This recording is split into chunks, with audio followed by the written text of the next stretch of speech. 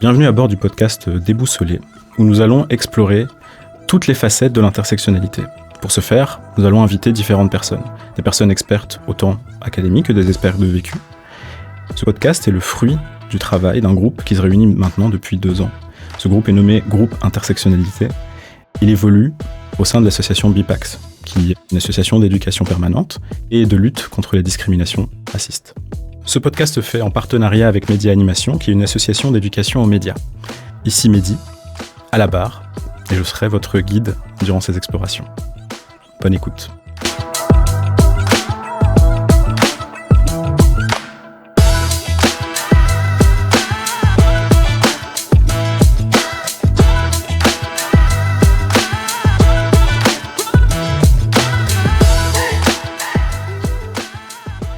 Aujourd'hui, on va parler de racisme intériorisé et pourquoi pas de certains paradoxes aussi. Pour ce faire, aujourd'hui, comme invité, comme grand invité, nous avons Sébastien. Sébastien, bienvenue. Merci de me recevoir dans Déboussolé. Sébastien, merci d'être là. Bon, on se connaît déjà. Ouais. Ça fait maintenant plus de 2 ans qu'on se réunit pour ce fameux podcast. Enfin, c'est devenu un projet de podcast, mais effectivement, on se réunit pour parler d'intersectionnalité. Donc, on se connaît, mais sans tout à fait se connaître. C'est ça. Donc, je vais te laisser l'opportunité de te présenter, peut-être un peu plus en détail, de me dire qui tu es et d'où tu viens aussi. Oui, du coup, je me présente. Sébastien, 35 ans. Je suis métis, noir, rwando-belge, un homme gay, queer, LGBTQIA+. Et je travaille à mi-temps dans une ASBL qui s'appelle Mouvance, qui est un collectif d'artistes. Et dans mon autre mi-temps, je me transforme en la métisse, qui est mon personnage drag. Et donc, je fais du drag aussi. D'accord. Alors, je pense que c'est le moment parfait, justement, vu toutes ces identités, tous ces croisements, de te poser la question. Seb, est-ce que tu te sens déboussolé ?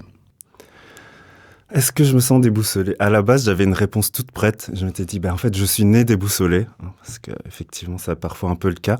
Mais au vu de l'actualité, j'ai l'impression vraiment d'être déboussolé, parce que j'ai l'impression de vivre dans le monde à l'envers, en fait. Où toute ma vie, on m'a dit les droits de l'homme, la Cour internationale des droits de l'homme, c'est une chose hyper importante. En fait, aujourd'hui, on se rend compte que c'est pas du tout le cas. Des valeurs comme l'empathie, la compassion, on nous dit en fait c'est des trucs extrémistes. C'est pas du tout ce qu'il faut faire. On nous dit aujourd'hui que des groupes antifascistes sont des groupes terroristes. On nous dit que des gens qui ont un discours de haine sont des nouveaux Martin Luther King. Enfin, voilà. J'ai l'impression qu'on a changé la boussole et qu'on m'a rien dit. Ouais. Et donc, oui, déboussolé comme ça, quoi. Tu as dit déboussolé aussi par rapport à tout ce qui se passe, par rapport aussi, j'imagine, toi, à comment tu te positionnes par rapport à tout ça. Est-ce que tu peux me dire un peu plus comment t'en es arrivé tu parlais de ton alter ego. Ouais. Comment tu en es arrivé à la métisse ? C'est un chemin de vie d'être arrivé à la métisse. Ça a été beaucoup de réflexion intérieure et en fait de pouvoir me permettre moi-même de devenir créatif et artiste. Parce que pendant longtemps, je pensais que c'était pas quelque chose que je pouvais être. En fait, qu'il existait que certaines manières d'être dans le monde, moi, en tant que personne métisse, qui étaient acceptables. Et en fait, en allant à la rencontre de la communauté LGBT et en permettant de rentrer vraiment dans cette communauté et de rencontrer plein de gens, je me suis rendu compte qu'il y avait plein de manières en fait, d'exister et qu'il n'y avait pas juste cette version très carrée de moi-même. En fait. Et alors le mot revient depuis qu'on a commencé cette interview, métisse. Qu'est-ce que ça implique pour toi ? Alors déjà, de quel métissage on parle et qu'est-ce que ça implique pour toi ? Oui, donc du coup, moi je suis métisse belgo-rwandais, donc c'est-à-dire mon papa est belge, ma maman est rwandaise. Donc parfois j'aime bien dire que je suis à moitié colon, à moitié colonisé. Donc c'est déjà une très grosse contradiction dans laquelle je dois vivre tous les jours, quelque chose que j'explore beaucoup. Et en fait, pendant longtemps, pour moi, être métisse, c'était vraiment être cette version acceptable de ces deux origines. Donc arriver à trouver le juste milieu pour être accepté par tout le monde, tout le temps, partout. Et en fait, je me suis rendu compte que c'était impossible, en fait. Donc Voilà où j'en suis dans ma relation, en tout cas avec le métissage. Et c'est cette contradiction constante. Mais je me rends compte maintenant que cette contradiction fait naître des choses et que ces choses sont intéressantes à partager autour de moi. Comme quoi, par exemple? Comme le fait qu'en fait, c'est OK d'être composé de contradictions. Il ne faut pas lisser ces deux parties de toi en essayant de trouver ce juste milieu qui, au final, te mène à... comment dire ? Quand tu essayes de lisser ces deux parties de toi, finalement, tu arrives à une identité qui n'est pas la tienne, mais qui est celle que les autres veulent. En fait, en grandissant, souvent, j'étais soit pour la communauté noire, j'étais trop blanc. Pour la communauté blanche, de toute façon, j'étais toujours noir. Et donc, c'est comment trouver ce qui résonne pour moi et ce qui est juste, en fait, dans mon métissage. Et ça change tout le temps, en fait, en fonction des personnes, en fonction des lieux, en fonction de mes interlocuteurs. En fait, il n'y a pas une seule version du métissage, il y en a plein et c'est mouvant, quoi. Et comment toi, tu t'y retrouves? Parce que forcément, on parle d'intersectionnalité, on parle de croisement ici, de croisement peut-être à la croisée entre des privilèges et des discriminations. Est-ce que toi, tu le vis comme ça? Oui, je le vis comme ça de la manière où, quand j'étais plus jeune, en tout cas dans mon enfance, j'ai l'impression qu'il était plus facile pour moi d'aller dans la voie de l'assimilation et donc de peut-être effacer mon identité noire pour pouvoir être accepté ou pour pouvoir enfin au mieux exister dans les espaces. Enfant, surtout beaucoup, c'était plus facile pour moi d'exister en tant que version, on va dire, aseptisée de moi-même et donc pas nécessairement noire. Parce que c'était la version acceptée. C'est comme tu en as parlé avec Shelley, c'était cette idée de l'enfant métis prodige qui va réconcilier toutes les civilisations et qui est ce mélange parfait entre l'identité noire et l'identité blanche et qui est en fait cette version assimilée, un peu l'immigration parfaite, le produit. Le produit parfait. Et en fait, c'est pas comme ça que ça se passe. Et c'est beaucoup plus complexe que ça. Et surtout, en fait, le fait de pas avoir de représentation de cette identité nulle part, ça a été un chemin moi-même de comprendre en fait qu'est-ce que ça veut dire pour moi être métisse. Ouais. Et pour les autres aussi. On parlait plutôt, enfin en tout cas on avait annoncé un peu plus tôt donc des croisements mais aussi des paradoxes parce que notamment la motivation qu'on a eue derrière cet épisode, c'était une scène qu'on a vue lors de nos partages de ressources, une scène donc du Prince de Bel-Air où en fait Carlton qui se pensait peut-être protégé de toute discrimination de par sa classe ou de par voilà, le métier de son père et de ses privilèges, et qui en a peut-être oublié qui pouvait être victime de discrimination, et donc il se voit rappeler cette dure réalité parce qu'il se fait arrêter alors qu'il était avec Will. Est-ce que toi ça te parle, ce type de paradoxe? Oui, ça me parle beaucoup parce que pendant longtemps j'ai réussi à me persuader que j'étais pas victime de racisme, en fait, parce que j'évoluais beaucoup dans des milieux blancs et que du coup, en fait, comme j'étais cette version acceptable de la personne noire, finalement, ça effaçait plein de discriminations, plein de racisme que je jugeais de toute façon ordinaire et pas vraiment avec des conséquences. Et puis, il y a vraiment eu un moment, on va dire, charnière. C'était du coup en 2020, je pense, quand il y a eu l'assassinat de George Floyd, où il y a eu vraiment cette explosion, on va dire, du débat sur le racisme et le fait d'être racisé. Et j'ai commencé à, on va dire, m'interroger sur la question. Et j'ai commencé à retourner un peu en arrière et à re-regarder sur un regard nouveau, en fait, mes expériences et me dire, mais en fait, il y a plein de choses problématiques qui sont passées, que j'ai intériorisées. Je me suis dit, en fait, c'est pas du racisme, c'est pas ci, c'est pas ça. Des parties de moi que j'ai enfermées, en fait, pour être acceptées. Et donc, ça a été un grand, grand travail de... J'aime pas le mot déconstruction, donc je préfère dire décolonisation de mon esprit, de ma tête, de comment je me percevais, quoi. Et ouais, voilà. Mais c'est vrai que la décolonisation, comme on le disait aussi avec Océane, et comme je pense c'est aussi en fil conducteur de notre travail, c'est à l'intersection justement de toutes ces problématiques. On parle de décolonisation, autant de la pensée que des terres aussi. Et ça d'ailleurs, quand tu dis ce travail-là, qu'est-ce que tu as pu faire concrètement? Déjà, c'est me renseigner sur la question, sur l'histoire coloniale, parce que je me suis rendu compte déjà, par exemple, à l'école, que ça avait été un chapitre qu'on a vu en 1 mois et demi à la fin en réto. Même si moi j'avais fait moi-même un travail de recherche sur l'histoire du Rwanda, je connaissais pas grand-chose. Donc je me suis renseigné là-dessus. Je me suis renseigné sur le racisme en règle générale. J'ai commencé à suivre des comptes Instagram qui parlaient de la question. Je suis arrivé au mot à un moment racisé, que je connaissais pas tant que ça, qui aussi m'a permis de changer de perspective. Parce qu'il faut savoir, par exemple, le mot racisé, parce que tout le monde ne le comprend pas encore tout à fait, mais racisé, c'est pas une identité, mais c'est un processus social. Donc ça veut dire que selon un contexte, peu importe lequel, un contexte culturel, un pays, un endroit, tu vas être considéré, tu vas être traité d'une certaine manière parce que tu es perçu comme appartenant à une certaine race hypothétique. Et moi, ce terme-là, être perçu comme appartenant à un certain groupe, ça m'a vraiment marqué. Parce que moi, je me suis rendu compte, en fait, avant, j'étais fier de ce côté caméléon. Mmh. Mais je me suis rendu compte qu'en fait, j'étais perçu de plein de manières différentes en fonction des contextes. Et que parfois, c'était pas logique et parfois, c'était discriminant. Parfois, on le valorisait et qu'il y avait donc quelque chose à apprendre de ces situations-là, quoi.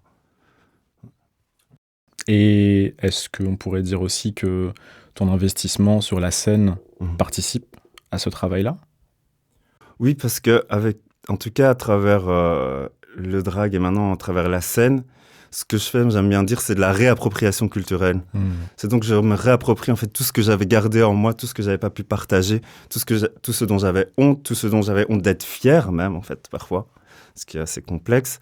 Et c'est pour ça que j'ai vraiment choisi en fait ce nom, la métisse. C'est vraiment pour dire ben voilà, j'incarne cette chose qui était toujours un peu cachée, pas vraiment explicitée. À travers un personnage en fait qui me permet de parler de tout ça, parfois de manière drôle, parfois de manière triste, parfois de plein de manières différentes. Et alors c'est qui ce personnage exactement de la métisse ? Est-ce que tu peux me décrire un peu plus ? C'est assez difficile de la décrire. Dernièrement, dans un contexte de compétition de drague, on a dû écrire un couplet qui parlait de nous, en fait. Et à un moment, je suis arrivé à la conclusion de dire que la métisse était mi-activiste, mi-top modèle. Et je trouve que ça la définit très bien. Parce qu'en fait, il y a cette dualité où, à travers la métisse, aussi, et ça je l'assume complètement, c'est que je joue avec la fétichisation. C'est-à-dire cette métisse parfaite qui attire le regard avec les yeux clairs, le machin. Enfin, ce fantasme un peu du métissage. Et puis après, j'arrive par derrière avec mon message politique. Tu es obligé de le prendre dans ta gueule parce que tu es en train de me regarder. Et donc, c'est jouer sur ces deux aspects-là et me les réapproprier et en faire un tout qui fait sens. Pour moi, en tout cas. D'accord. Et qu'est-ce que ça a eu comme effet sur toi ? De faire ce travail-là, de créer ce personnage-là, de monter sur scène aussi ? Ben, à partir du moment... en fait, ça a des répercussions immédiates dans ta vie parce qu'à partir du moment où tu montes sur scène en talons, en corset, après 3 heures de maquillage et que tu dois performer devant un groupe d'inconnus, ben, ça débloque plein de choses. Parce que tu te dis, ben, si je suis capable de faire ça, ouais, qu'est-ce que je suis capable de faire d'autre dans ma vie ? Et donc, il y a vraiment un effet,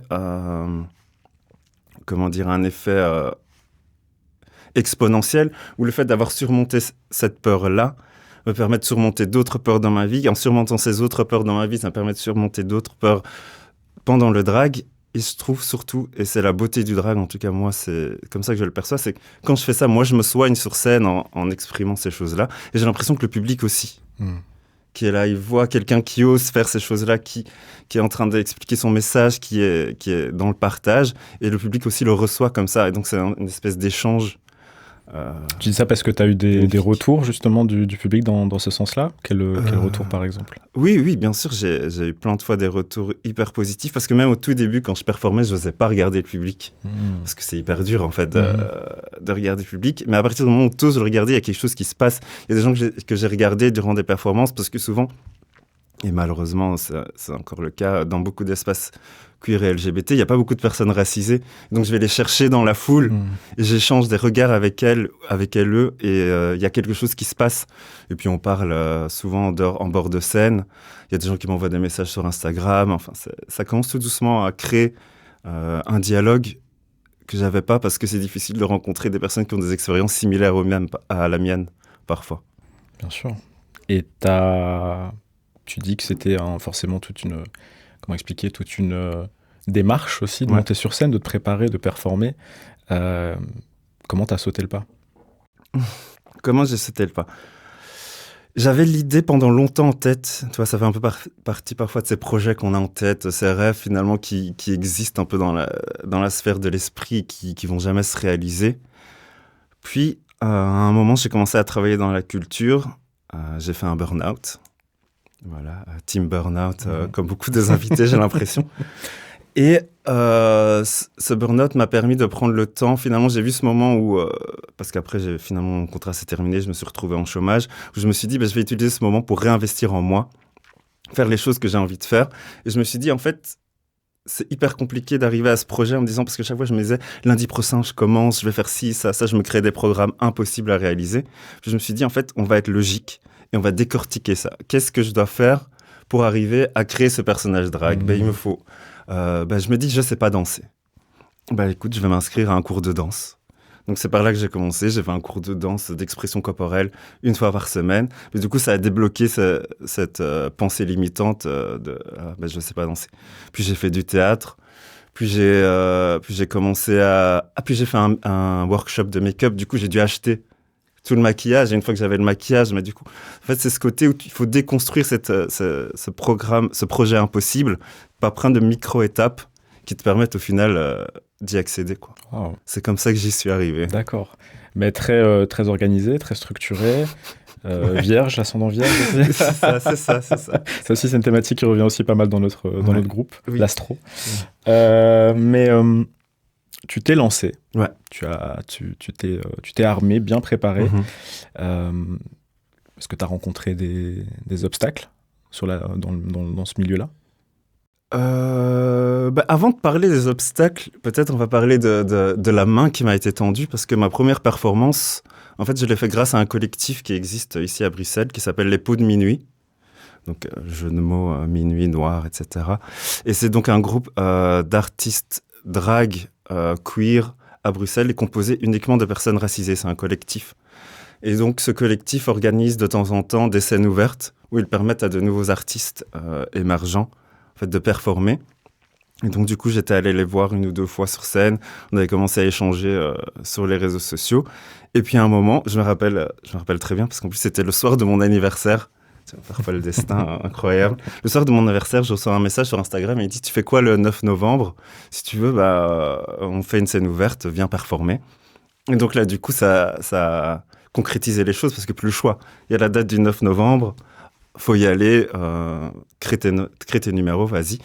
Et de cette performance-là, d'autres choses ont découlé. Parce que du coup, comme je t'ai dit, une fois que tu l'as fait, ouais. Tu dis que c'est possible.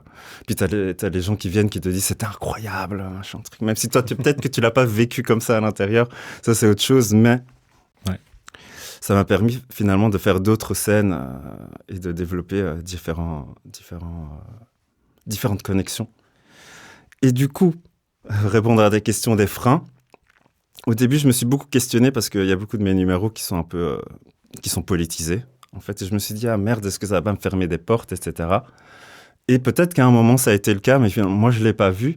Mais ce qui s'est passé dans le revers de ce choix-là, c'est qu'on a commencé à me contacter pour faire des performances politisées dans des endroits spécifiques. D'accord. Et donc, du coup, le fait d'assumer en fait, ce choix de faire des performances comme ça m'a permis en fait, d'accéder à d'autres endroits, d'aller dans des shows thématiques, de performer dans des centres culturels, des choses comme ça. Donc, au final, m'attacher à mon identité, en tout cas la garder et l'utiliser comme moteur, ça m'a ouvert d'autres portes. Ça m'en a peut-être fermé certaines, mais en tout cas, ça m'en a ouvert d'autres, quoi. Okay. Donc là, tu me parles des Peaux de Minuit, donc de ton intégration au sein de ce groupe et du fait que ça t'a aussi ouvert pas mal de portes. Ouais. Mais est-ce que dans ce trajet-là, tu as pu rencontrer des difficultés ? Oui, parce qu'au début, je me suis senti très seul quand même, parce que j'ai participé au show des Peaux de Minuit, mais après, en soi, il y a le collectif et puis il y a moi de l'autre côté qui existe en tant qu'artiste drag. Et comme j'avais pas d'autres personnes dans ma vie qui faisaient du drag, il y avait beaucoup de choses que je gardais pour moi. Je partageais pas beaucoup sur mon expérience avec mes proches, parce que j'avais l'impression qu'ils pouvaient pas comprendre que, en fait, on n'était plus dans le même monde, qu'il y avait cette déconnexion. Et je pense que c'est on va pas dire un défaut, mais une manière de fonctionner que j'ai qui est probablement due à mon métissage, de compartimentaliser les choses. Donc il y a des choses qui existent d'un côté, des choses qui existent de l'autre.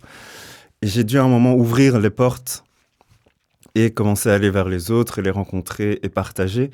Et à travers le drag, en fait, j'ai aussi rencontré d'autres personnes qui du coup ont des parcours de vie similaires, qui aujourd'hui deviennent petit à petit des amis. Et donc ça m'a permis aussi de rééquilibrer ma vie d'une certaine manière dans le drag. Et il y a plein de, on va dire, d'espaces qui parfois forcent la rencontre aussi dans le drag, parce que c'est jamais un show solo.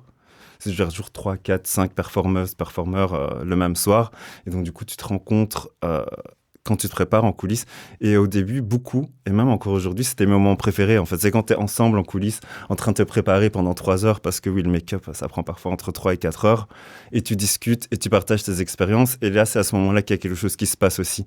En fait, il y a plusieurs moments dans l'expérience du drag où il y a des choses qui se passent. Il y a le moment où tu prépares, et donc là, tu es vraiment avec toi-même, en train de réfléchir à qu'est-ce que je vais faire, mon costume, mon machin, mon truc. Puis il y a le moment où tu es avec les autres, où là, c'est avant le show, on partage nos expériences, on se rencontre, et puis tu as la rencontre avec le public. Et donc voilà, c'est différents moments assez chouettes.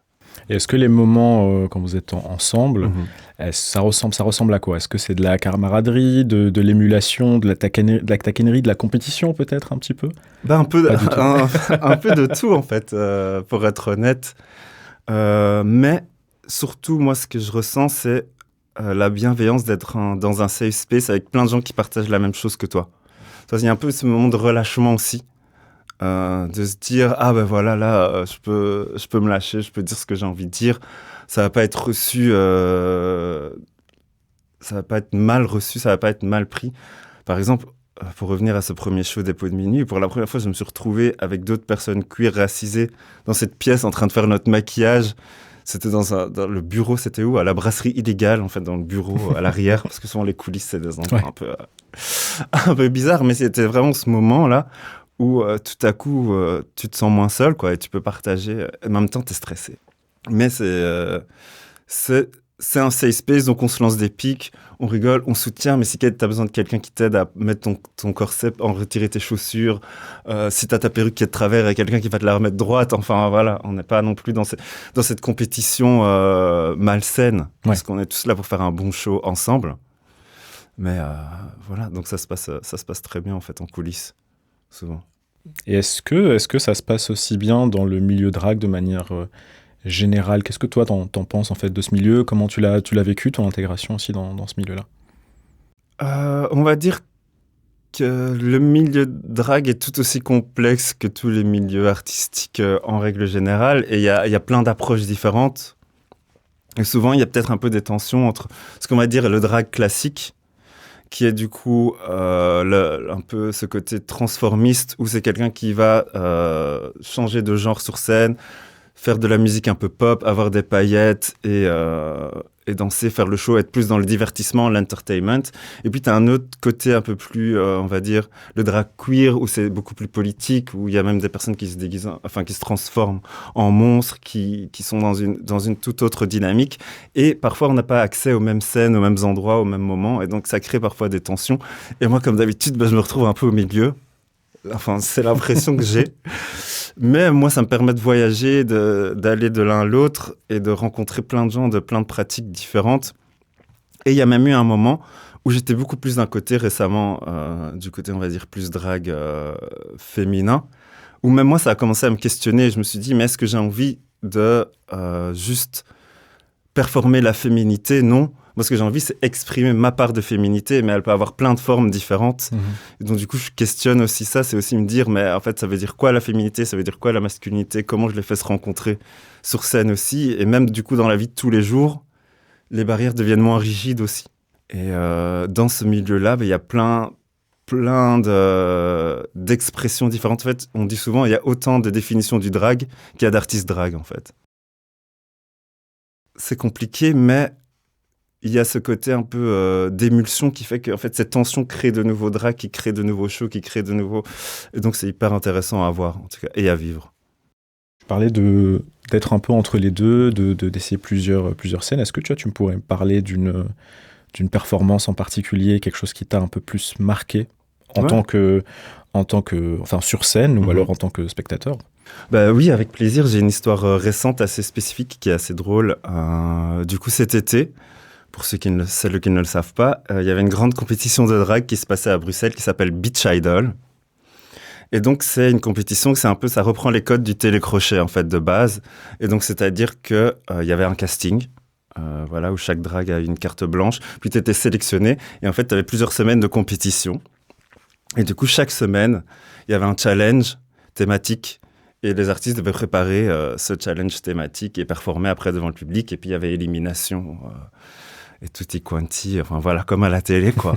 Et c'est ça qui est chouette dans le drag, c'est que parfois, en fait, on se réapproprie les codes des endroits auxquels on n'a pas accès, et on le vit nous-mêmes à notre niveau sur scène, et pour moi, ça a autant de puissance, parce que tu le vis, que ce soit devant 10 millions de personnes, ou devant 100 personnes dans la salle, je peux te dire que tu le ressens de la même manière. Et du coup, j'ai été sélectionné, et j'ai participé au premier épisode, où le challenge, c'était le Girls Band. Donc, on nous a mis à 3, ou le Boys Band, Girls Band, où on nous a mis à 3. Et à 3, on a dû créer notre propre costume, écrire nos paroles de chansons, faire la chorégraphie, et puis performer tout ça devant le public un soir même.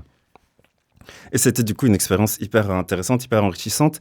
Et d'un certain moment, où en faisant cette expérience, je me suis rendu compte, en fait, je suis en train de vivre ce fantasme que mon ado avait comme quelque chose de impossible, tu vois, que je regardais toutes ces émissions Popstar, La Nouvelle Star, machin, peu importe. Et du coup, j'étais en train de vivre cette expérience, de le faire à mon niveau, et que c'était un truc vraiment incroyable. Et donc, on écrit ces paroles de chansons. Et là, du coup, j'avais profité quand même, où, à travers mes paroles, j'ai quand même réussi, je pense, à continuer à faire passer mon message de la métisse à travers l'humour, à travers ces paroles-là. Puis on a performé devant tout le monde. Enfin, c'était un moment... assez incroyable. Je ne sais pas si on peut te faire écouter en fait les paroles ou si c'est quelque chose qui peut être intéressant. Mais il faudrait mon téléphone. Du coup. Oui, et donc du coup, on a écrit une chanson. Et évidemment, en tant que la métisse, je ne pouvais pas m'empêcher d'avoir des paroles un peu politiques. Et du coup, j'en ai profité. Même si je prends la scène du coup dans ce côté, comme on a dit, un peu plus glam, un peu plus drag classique, je devais apporter ma dose. Et du coup, je vais te faire écouter la chanson. Notre chanson, elle s'appelait Copen Forever. Et du coup, c'était le truc très kitsch du girls band. On est les meilleurs amis. Et en fait, on est meilleurs amis. Pourquoi ? Parce qu'on est les plus belles, évidemment. Et tu verras comment, en fait, du coup, je joue avec ces codes-là et en même temps... mon personnage. Je transforme tes nuits, même si j'ai pas le permis en route, c'est moi qui conduis. Être si jolie, c'est pas facile à vivre. Belle sensible ou rebelle, que je fascine fétichise. C'est pour ça qu'en drague, je me montre si explosive, histoire de pas passer pour une conne inoffensive. Juste parce que je suis noire, on me dit alternative, comme si mes performances étaient des œuvres caritatives. Dès que je monte sur scène, je suis la plus belle, toutes les tokens, mi-activiste, mi-top modèle, je suis la métisse de BXL. Copen forever. C'était le refrain. Waouh, mais super bien écrit. Merci. Super bien écrit. Merci. Et donc, du coup, tu vois, c'est ce côté jouer. Maintenant, j'arrive à jouer avec l'humour, en fait, de ces clichés, des stéréotypes desquels je suis victime. Et là, je pense que j'ai enfin trouvé la ligne où je peux exister en tant que drague. Parce que aussi, je me suis rendu compte, et c'est chouette d'avoir des performances un peu politiques, mais en fait, rien que le fait d'être une personne métisse, queer sur scène, c'est déjà un acte politique en tant que tel. Ouais. Et tu as l'air de bien le porter. Écoute, même moi, j'ai été surpris au final, mais c'était hyper chouette, quoi, de faire ça. Et donc, du coup, je te dis, c'est un truc que j'aurais jamais imaginé faire, ou même c'était un fantasme irréalisable il y a quelques années. Et tout à coup, je me suis arrivé dans un endroit où j'ai pu le faire. Et voilà. Et en fait, tu avais toujours, du coup, cette idée d'avoir une portée politique. Ça a toujours été présent dans ta tête ? En tout cas, l'idée de faire le drag, pour moi, il fallait qu'il soit politique en même temps aussi. Parce que c'était une manière d'exprimer l'invisible, d'une certaine manière, en le visibilisant sur scène. Et donc, pour moi, de toute façon, quand j'ai imaginé le personnage, il a été toujours politique d'une certaine manière. Et je ne peux pas le dissocier, vraiment. Voilà. Ce serait compliqué pour moi de faire la métisse. Mais rien que le nom. Parce que pour moi, ça me fait rire, en fait, du coup, forcer parfois les présentateurs, présentatrices à devoir m'appeler comme ça, en fait, quand on doit monter sur scène. Ouais. Et ça pose des questions. Parce qu'il y a ce truc où, et c'est ça aussi, le drag, c'est que ça doit toujours être un peu dérangeant. Il y a toujours un endroit où ça vient appuyer, et c'est le but aussi, tu vois, c'est de se poser des questions. C'est est-ce qu'on célèbre, est-ce qu'on en joue ? Et parfois, même en tant qu'artiste, si tu es sur la ligne rouge et tu débordes d'un côté ou de l'autre. Mais c'est ça qui est intéressant, en tout cas. Oui, et puis toi, vu que tu es à l'intersection, que tu as une portée politique, enfin en tout cas dans ton discours, que tu te rends visible aussi, ça te rend pas aussi, entre guillemets, trop visible pour les éventuels critiques ou les gens qui justement n'aimeraient pas du tout ce genre de démarche? Mais pour l'instant, j'ai pas encore eu de feedback vraiment négatif parce que, là, ça fait 2 ans que j'en fais, mais petit à petit, ça prend de son ampleur. Mais je sais que ça existe pour d'autres artistes drag à plus grande ampleur. Par exemple, pour ceux qui ne le savent pas, il y a une émission de télé-réalité qui existe qui s'appelle Drag Race. Et c'est un peu le top chef du drag, si on veut résumer très rapidement. Et donc, c'est 10 candidates qui, chaque semaine, font un challenge, sont éliminées, etc. Et participent à l'émission, qui est diffusée sur France 2 en France, donc chaîne nationale. Et récemment, il y a eu Drag Race France All Stars, où ils font revenir les candidates, etc. Et du coup, c'est Mami Wata qui a gagné, une personne noire, d'origine, je pense, Côte d'Ivoire, si je me trompe pas. Et donc, Mami Wata qui a gagné et qui, du coup, s'est pris un gros backlash en France parce que, parce que c'est hyper drôle, parce que, du coup, on est quand même censé être dans un cadre bienveillant où, effectivement, on accepte tout le monde, les artistes drag, machin. Mais, du coup, une personne racisée gagne et là, d'un coup, t'as quand même tous les relents racistes qui remontent et qui reviennent et que même dans la communauté LGBTQIA+, il y a du racisme aussi. Et ça a été une leçon que j'ai dû apprendre par la dure aussi, comme beaucoup de personnes racisées, je pense. Oui, et puis il y a un peu cette surprise, mais en fait on revient un peu à ce paradoxe aussi, parce que on pourrait se dire que dans ce milieu-là, effectivement, il y a convergence, il y a eu aussi une approche intersectionnelle de toutes ces problématiques-là, mais réside encore le fait qu'il peut y avoir du racisme, il peut y avoir aussi du validisme, il peut y avoir d'autres formes. Du fétichisme. Du fétichisme aussi, d'autres formes, en fait, des discriminations, d'essentialisation des personnes.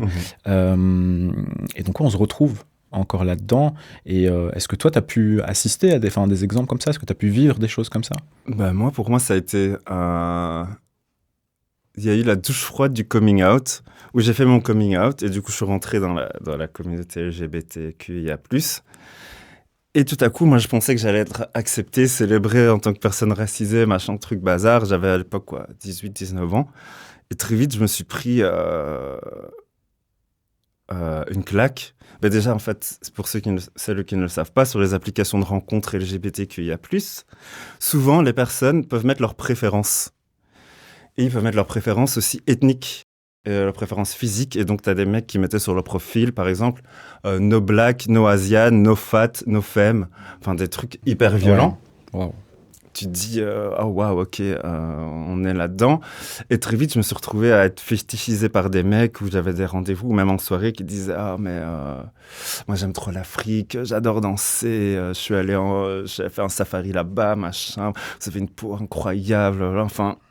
Super, génial. Ça a été assez violent. Et donc, du coup, en fait, je suis rentré dans la communauté et je suis ressorti assez rapidement parce que ça a été assez violent. Il a fallu que je trouve la porte d'entrée queer, en fait, qui est du coup plus politique et plus déconstruite et plus intelligente, qui là m'a permis de re-rentrer de manière plus safe, on va dire. Mais oui, c'est compliqué en tant que personne racisée à l'intérieur de la communauté LGBT. Oui, c'est vrai que ça donne pas du tout envie, ce genre de messages, de liste de shopping très problématique. Wow. Oui, parce qu'en fait, faut pas se dire que parce qu'on est dans la communauté LGBT, que la masculinité toxique a disparu, que le sexisme a disparu, que le racisme a disparu. Non, il existe aussi à l'intérieur. Et c'est pas très conscientisé par beaucoup de personnes encore aujourd'hui, je trouve.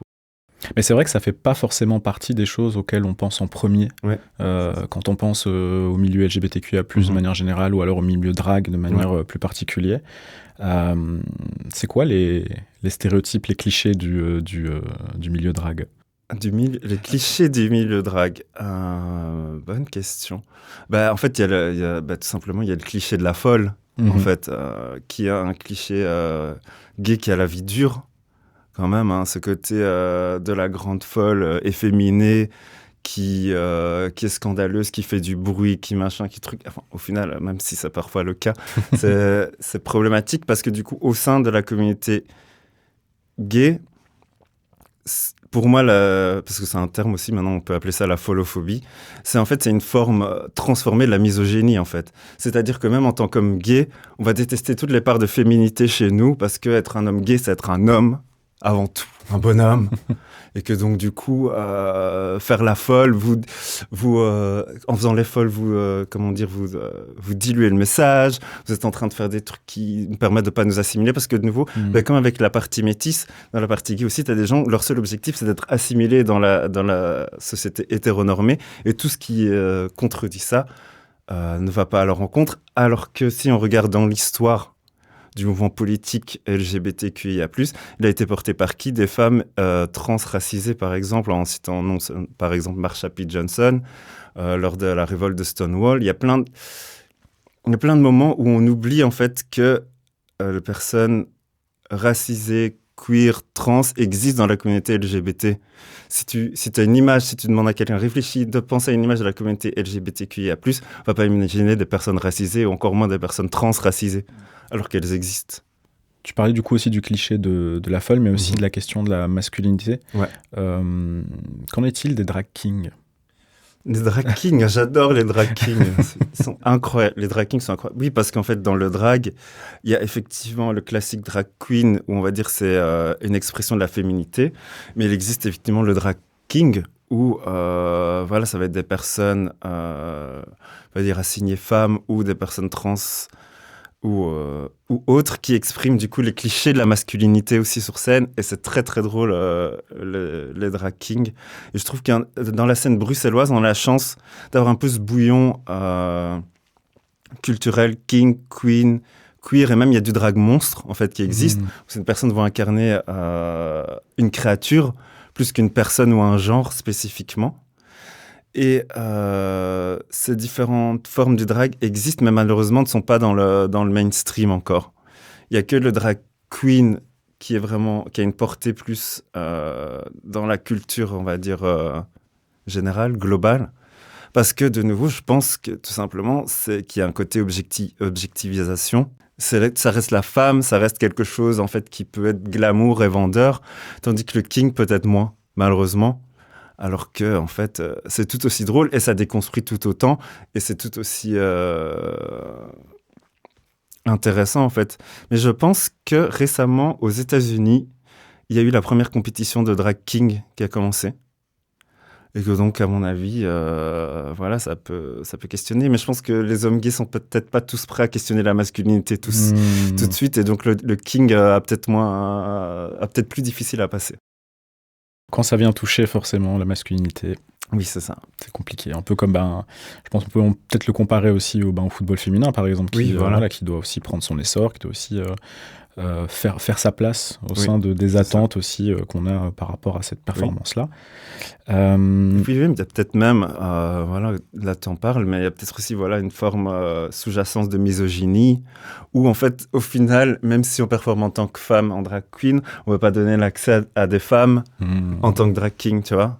Peut-être qu'il y a aussi ça qui joue dans certains endroits, je sais pas peut-être qu'on retrouve aussi cette forme de rapport de force entre guillemets des hommes ou identifiés comme hommes qui incarnent la féminité versus des femmes ou identifiées comme femmes qui incarnent la même forme de masculinité. Donc il y a aussi une forme de peut-être de dynamique appropriation, réappropriation. Oui, donc c'est un peu peut-être compliqué de faire de la place aussi là-dedans pour les drag kings. Et concernant ça, selon toi, comment est-ce qu'on pourrait rendre ce milieu plus inclusif ? Bonne question. Moi, je dirais que de toute façon, c'est garantir une diversité dans le casting des différents shows drag, en fait. Et en tout cas, essayer de le faire. Il y a certains endroits encore aujourd'hui qui sont que du queen ou qui sont très fermés à cette ouverture des portes. Mais je vois, en tout cas, moi, de mon expérience, une diversification des performeurs, mais malheureusement, moi, mathématiquement, encore aujourd'hui dans ma tête, quand je vois effectivement, il y a les Peaux de Minuit qui sont 6, il y a moi, il y a peut-être deux, trois autres artistes racisés auxquels je peux penser comme ça, mais on est encore très, très peu nombreux ou nombreuses.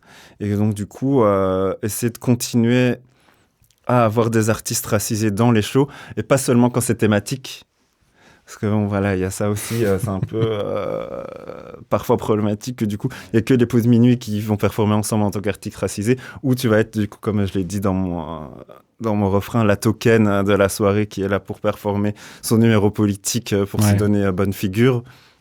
Et qu'il faut arriver un peu à trouver ce juste milieu dans le casting. Mais il faut aussi, je pense, créer des ponts et créer des moyens aux personnes, plus de moyens pour que les artistes débutants accèdent à la scène. Je pense qu'il y a ça aussi qui manque un peu parfois. C'est cette main tendue, en tout cas ce moyen d'aller chercher des artistes débutants et leur permettre d'accéder à la scène au début. Ouais. Et encore une fois, je pense que autant dans notre travail que dans les épisodes qu'on a déjà pu enregistrer, revient cette nécessité de mettre au centre et de mettre à la base les personnes concernées, les personnes racisées, les personnes qui sont à l'intersection et qui vont nous permettre en fait tout simplement de comprendre tout ce qui se joue et d'avoir, comme le disait Océane dans l'épisode précédent, d'avoir en fait l'éventail de l'intersectionnalité, l'éventail des discriminations, de tout ce qui peut caractériser aussi de manière générale notre société. Et donc c'est comme ça finalement qu'on peut les comprendre. Et c'est ce qu'on fait ensemble d'ailleurs ici. Seb, avant de te laisser, est-ce que toi tu aurais des conseils, des recommandations, un message d'espoir pour nos auditeuristes?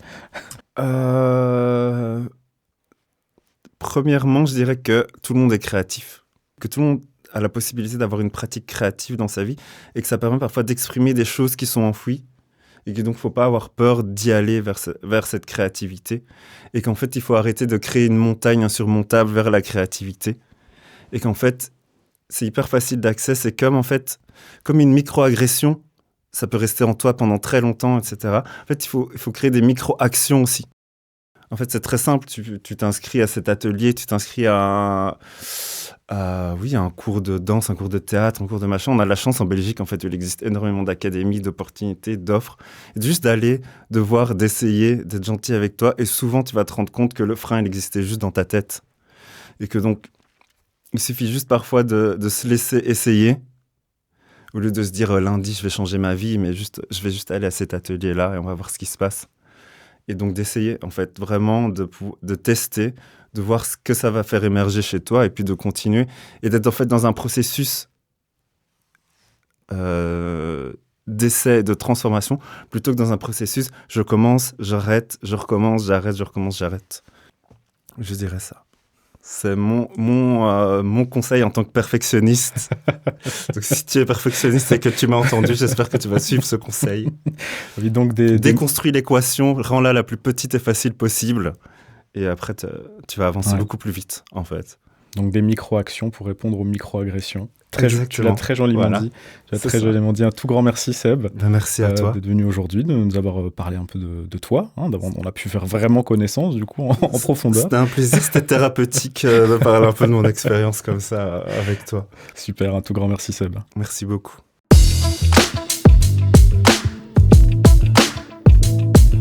Ensemble, nous venons d'explorer une nouvelle facette de l'intersectionnalité. Si vous souhaitez rejoindre l'aventure, retrouvez-nous sur nos réseaux, ainsi que sur toutes les bonnes plateformes de streaming. Si vous souhaitez encore aller plus loin, retrouvez-nous en description où vous trouverez des trésors de ressources que nous avons concoctés pour vous. Nous remercions encore Bipax et Média Animation, ainsi que toutes les personnes qui ont participé à ce projet. Vous venez d'écouter Les Déboussolés.